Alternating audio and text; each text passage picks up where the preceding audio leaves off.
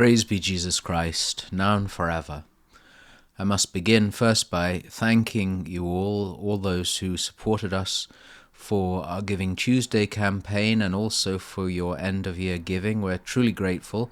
We did well, thank God, and both the projects, the project in Armenia, the farm, and also the woodworking shop and woodworking equipment in Alexandria in Egypt will be getting some considerable funds from your generosity.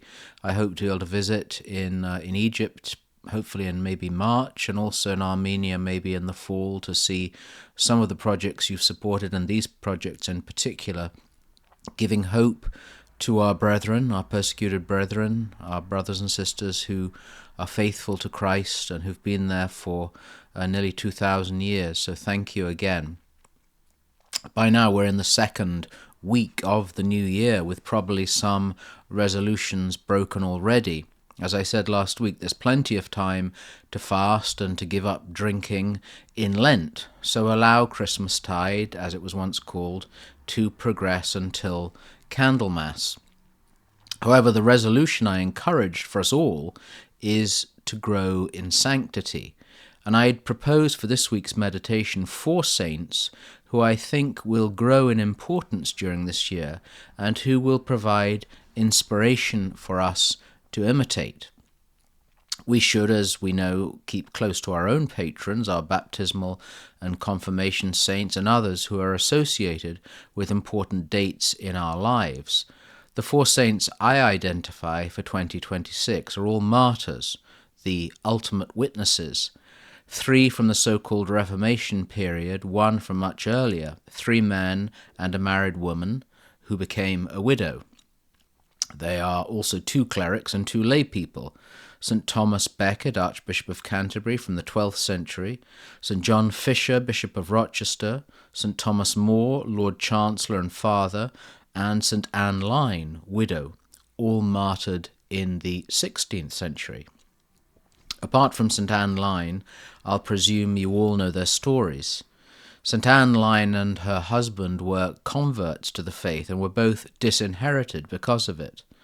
After her husband's death, Anne ran a house where underground priests ministering in Protestant England could hide.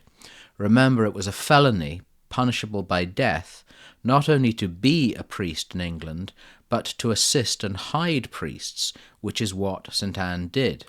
She was caught, tried, and executed, uttering the famous wish that she was guilty of harbouring 1 priest and wished she could have hidden 1,000 priests, a woman of incredible courage. They were all faithful to God first, even though both St. Thomas Becket and St. Thomas More had been Lord Chancellor. All 4 are important for us in 2026 as the state encroaches ever more powerfully on freedom of expression, freedom of religion, and seeks ever greater dominance. This is particularly the case in the United Kingdom, but one must realize in the United States things could change very rapidly. These 2 clerics and 2 lay people show the price of fidelity. Anne Line was disinherited for being a Catholic. How many Catholics now are not even employed in various professions because of their faith, or are told to compromise their faith? It's not possible to do that, and these 4 saints give us courage. They also, particularly in the case of both St. Thomas More and St. Thomas Becket, highlight the alluring danger of worldly power, earthly power. The words of Christ must always echo in the ears of the powerful. What doth it profit a man if he gain the whole world, but forfeit his soul? There is that danger also for those, including Catholics, who influence, particularly on social media, and often make a great deal of money. Souls can very easily be lost in that world. All of them were martyred because they were faithful to Christ and his church in the difficult conditions of their day. The challenges we will face and are facing are not exactly the same, but they're also not that dissimilar. Silence or fidelity, truth or living the lie, faith or fortitude.